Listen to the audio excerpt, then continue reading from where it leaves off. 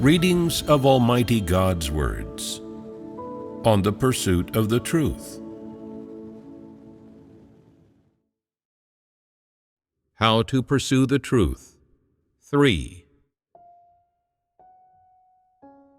Some people have believed in God for over 10, 20, or 30 years, yet only now realize that after all these years, they have merely changed somewhat in their outward behavior and experienced a slight awakening in their hearts, but there has not been a fundamental change in their corrupt dispositions. Some, seeing some behavioral changes in themselves, think that this is a change in life disposition and even boast to others, "Look, hasn't my life disposition changed?" In reality, you have only changed in behavior. You don't have the actual manifestations of dispositional change and have not lived out normal humanity. How then can one tell if there has been a change in your disposition? This is not face reading. One can't tell by looking at your outward appearance, nor by listening to what you say, much less by hearing you express your resolutions and wishes. Resolutions and wishes are the hollowest things. How can one tell then?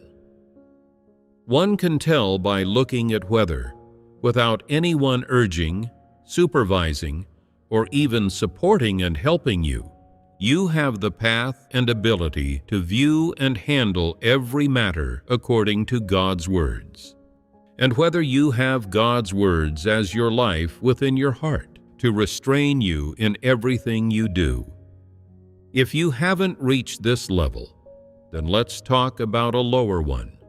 Whether you have the awareness to use God's words as the principle for everything you do and say.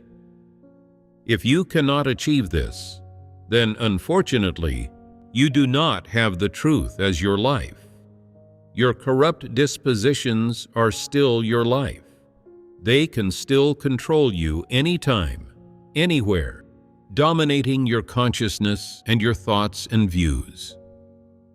Anytime, anywhere you will treat and handle any person, event, or thing based on your own emotions, mood, wants, judgment, perspective, and preferences. You are still in great danger. You still cannot fulfill your duty independently, and you are not able to live independently. You always have to rely on others, and without others' support, you will fall. This means your stature is too small. It proves you have not gained the truth as your life. What does it mean to have not gained the truth as life? It means you merely have one or two principles restraining you from doing bad things or making major mistakes. That is, when your rationality is normal and no one is instigating you or egging you on, you absolutely will not intentionally blaspheme God, curse God, or disrupt and disturb the church's work.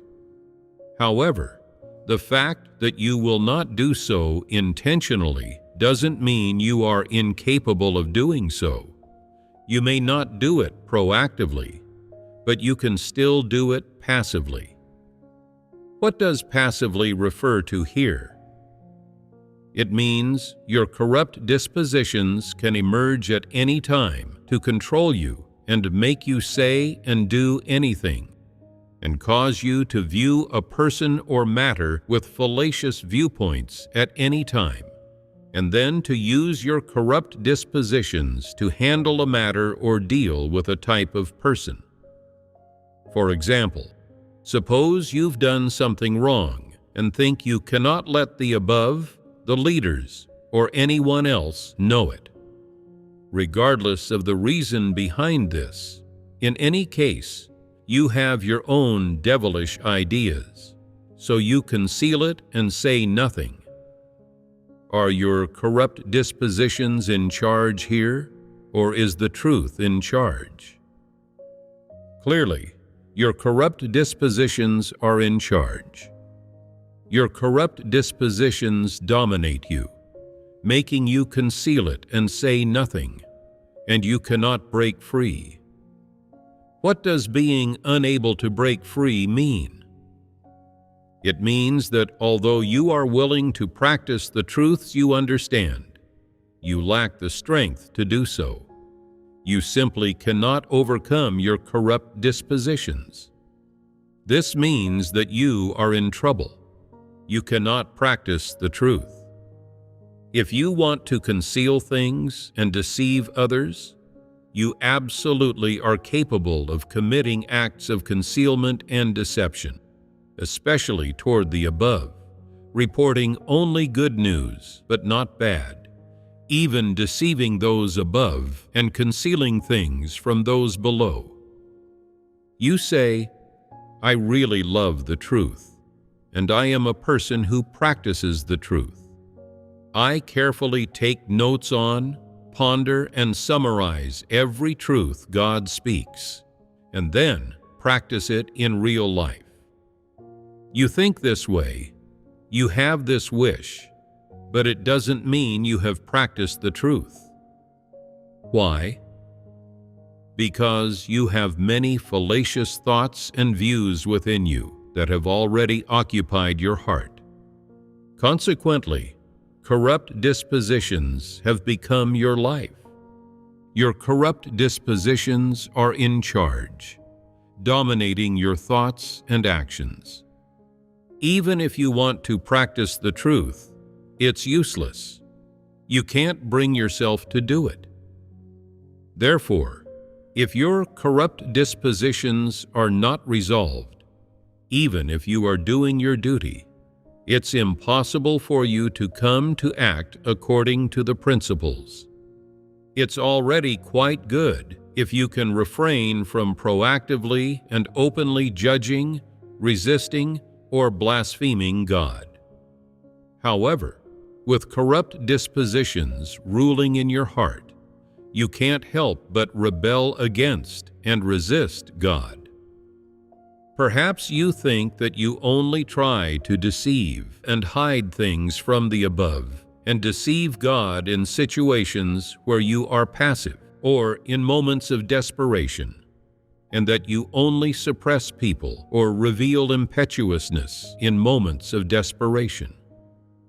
Is it really because of temporary moments of desperation? No. It is the result of your deep-rooted corrupt dispositions being in charge. It is inevitable. Why is it inevitable? Because the truths you understand are merely a kind of willingness, a kind of belief to you. They have not yet become your life. Regardless of whether you have knowledge or whether your caliber is high or low, at the very least, the truth has not become your life. That is, the truth is not in charge within you. What is in charge within you are satanic dispositions and Satan's philosophies. When you are dominated by satanic dispositions, you are living by satanic dispositions, and you are still living under Satan's influence. When your interests and pride are not harmed, when your status, fame, and gain are not involved, you are willing to practice a bit of the truth. But as soon as your fame, gain, status, or destination are involved, your corrupt dispositions grip and control you firmly and tightly. You still have no true submission to God. You are still 100% likely to betray God and the truth. Judging from these phenomena, have your corrupt dispositions been resolved? Have they been cast off? Has the truth become your life? When something happens, If the truths you understand cannot overcome your corrupt dispositions, cannot overcome your choices and wants, cannot overcome your desires, ambitions, status, and reputation, then the truths you understand are not your life. When the truth becomes your life, you can naturally overcome these corrupt dispositions. If you cannot overcome your corrupt dispositions, it shows that the truth is not yet in charge within you, and that it has not yet become your life. You say you love the truth, but this is just your yearning and your wish. It doesn't represent your life. People with normal humanity all have positive yearnings. Does yearning to be a good person mean that you are a good person? Does loving the truth, fairness, and righteousness mean that you possess the truth, fairness, and righteousness? No, you don't possess these things. You merely yearn for them. What does yearning refer to? A person's wonderful wish. Right. It's just a wish. It has nothing to do with how you actually conduct yourself, does it? Do you now have the truth as your life? How can one tell if you have the truth as your life? One can tell by looking at whether the truths you understand can overcome your corrupt dispositions when your interests conflict with the truth, when your interests are about to suffer losses or be threatened. If they can, then you are a person who has the truth as your life. If they cannot, it proves your stature is very small. How small? You don't have the truth as your life. This is the reality. Some people say, if we don't have the truth as our life, then why can we still forsake everything to do our duties in God's house? Why can we still suffer and pay a price for God? Some even say, I already possess some devotion. I have already been made an overcomer.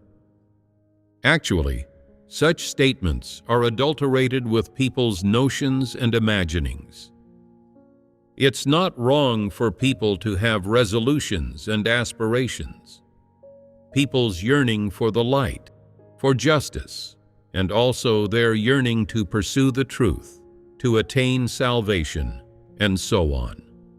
These wonderful wishes can change some of their awareness, the direction of the path they walk, and, of course, some of their behaviors, and outwardly, some aspects of their bearing and their way of living. What does change refer to here? For example, suppose that you currently have faith. Your state is very good. You are not negative, and your duty is going particularly smoothly. Consequently, you feel that you are especially loyal and that you have hope of realizing your wish to attain salvation, and you are fine with enduring any hardship. But good times don't last. In the process of doing your duty, you encounter some setbacks and failures, get pruned, take many detours, and are even misled and suppressed by antichrists, suffering many grievances. You then feel discomfort in your heart. You don't understand the truth. You don't know why these things happened, and you don't get any answers from praying to God, so you feel distressed. To a great extent, the occurrence of these things inflicts a certain blow and devastation upon your resolution of yearning for the truth and the light. After suffering this devastation, you no longer want to do your duty, feeling that it is pointless. What's going on here? How did you change so rapidly? Why are you like a completely different person from before? If you had stature and had the truth as your life, your devotion wouldn't change. But because you don't have the truth as your life, your inner state, mentality, and your drive to believe in God and expend yourself are always unstable and fluctuating between hot and cold. During periods when everything goes smoothly and you're in a good mood, you have drive, you have a lot to say during prayer, are willing to read God's words. You work very hard in your duty and are fine with being busy or tired and with enduring any hardship. But as soon as things become slightly unfavorable, you become negative and weak, losing the drive to do your duty.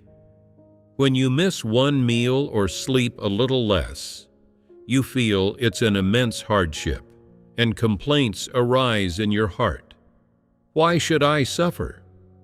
I don't even earn money from doing my duty. It's not worth it.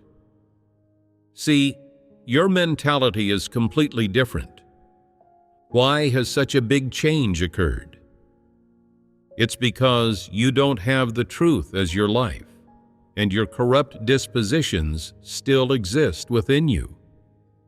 When people are enthusiastic, they feel they have no ambitions or desires or demands of God. In reality, their corrupt dispositions are still in charge inside of them. These things remain unchanged. When people are positive, they are very enthusiastic and particularly driven, and no one can hold them back. When they are negative, they are like puddles of mush, unable to be pulled up by anyone. They always go to extremes, and they are completely unstable. This shows they lack something in their normal humanity. What do they lack? They lack the truth as their life. That's what it is. Your state fluctuates between hot and cold, negative one moment and positive the next. What causes this? It's your corrupt dispositions causing trouble. Today they make you think one thing, tomorrow another thing. In any case, these thoughts always align with your wants, your impetuousness, and your current state, mood, and emotions. But it's different when people have the truth within them. If the truth becomes your life, it will always enable you to have an accurate and true definition of what you do, and this will never change. You won't run hot and cold, and you won't become negative and stuck in a slump due to one failure and fall, or due to a little pruning or a bit of a setback. Nor will you be so positive that you act like a zealous youth, staying awake for 3 days and nights. Instead, you will have normal rationality. Right? Once people understand the truth and the truth becomes their life, they become clear on visions. They know why they need to follow God, why they need to do their duty, what results they should achieve in the performance of their duty, and the purpose, significance, and value of enduring these hardships. They understand all these truth principles thoroughly in their hearts, without confusion or turbidity. And so, they suffer willingly and without complaint. They have rules and principles in everything they do, and they never lose faith in God. When they feel negative, they don't complain about God or abandon Him. And when they feel positive, they have no extra demands of God, and their state is very normal. Are you like this now? No. What should be done then? From now on, We should focus on pursuing the truth to resolve our corrupt dispositions. There is no other path. There is no path other than pursuing the truth. Let me tell you, if you do not pursue the truth, and corrupt dispositions always remain in charge as your life, then you will not have a good destination. At best, you will end up as a laborer. But if you pursue the truth, your hope of attaining salvation will be great, and the blessings you ultimately receive will also be great. If you pursue the truth, you will be free from the bondage of corrupt dispositions. Corrupt dispositions will no longer be your life, and consequently, you will truly see hope of attaining salvation. If you don't pursue the truth, and your corrupt dispositions remain unresolved, and you want to rely solely on self-restraint and willpower to do good things and not commit evil, then it's hard to say whether you can even make it to the end of the path. Understood? What is the greatest problem people need to resolve in believing in God? Resolving corrupt dispositions is the most crucial thing. Don't think, I'm now doing a duty full-time in God's house, expending myself full-time, so I'm an overcomer. God speaks of making a group of overcomers. What is meant by overcomers? These are they which follow the Lamb wherever he goes. These are overcomers in the simple sense of the word. One cannot be satisfied with just being an overcomer. Being an overcomer in this simple sense doesn't mean one's corrupt dispositions have been cast off, and it doesn't mean one has the truth as their life. Those who are ultimately saved are not just overcomers. It's not as simple as that. Overcomers are merely those who overcome the secular world, Satan, evil trends, and evil regimes.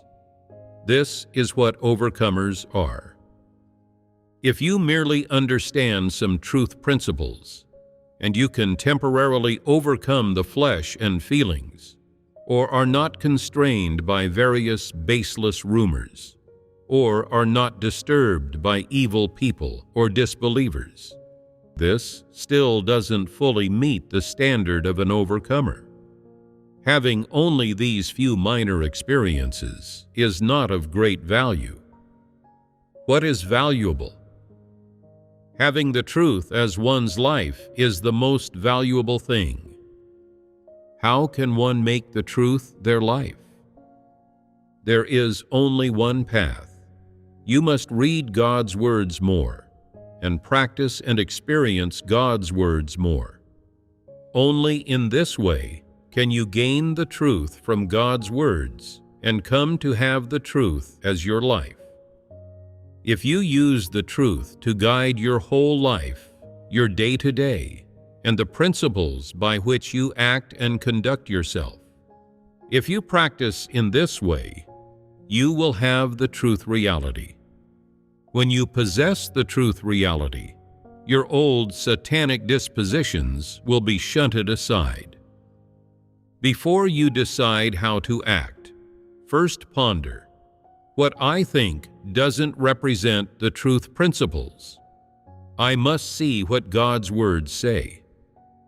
If you ponder this way every time, and if you speak and practice according to God's words every time, won't the truth come to enter your life little by little? Many little drops make an ocean. Let the truth enter your heart bit by bit to change your day-to-day, your views, your current status of existence, and your state. As your state gradually changes and develops in a good direction, the likelihood of you doing evil and causing disruptions and disturbances will keep decreasing. The likelihood of you showing off will keep decreasing. while your testimonies of practicing according to the truth principles will keep increasing. When critical matters of right and wrong arise, the truth principles overcome your satanic, corrupt dispositions and your personal wants, preferences, and plans. Only then will you be a true overcomer, someone who has the truth as their life, and someone who can attain salvation. Otherwise, if you merely act based on your preferences, thinking, acting this way is good, I do these things gladly and willingly, and I have no complaints. What use is that? You have no complaints, but what are the principles of your practice? Your practice comes entirely from the preferences of your corrupt dispositions, from erroneous thoughts and views, from selfish intentions, from ambitions and desires, from feelings, and from impetuousness. It is completely guided by your corrupt dispositions. This is a life that reveals corrupt dispositions, not a life that reveals the truth. God not only does not remember it, but He will also condemn it. You must try everything you can to make it so that what you live out, the words you speak and things you do, and the thoughts and views you reveal all conform to the truth. To make it so that those fallacious thoughts and views produced by corrupt dispositions become fewer and fewer in your heart, and to make it so that what you think in your heart and your views on matters are all related to the truth and all conform to the truth.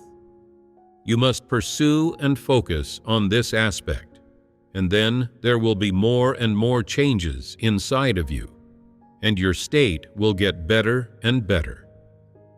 Nowadays, many people can speak words and doctrines, articulating them clearly and logically, but when it comes to speaking about the truth reality, they have nothing to say, and they are unable to express even a bit of practical understanding.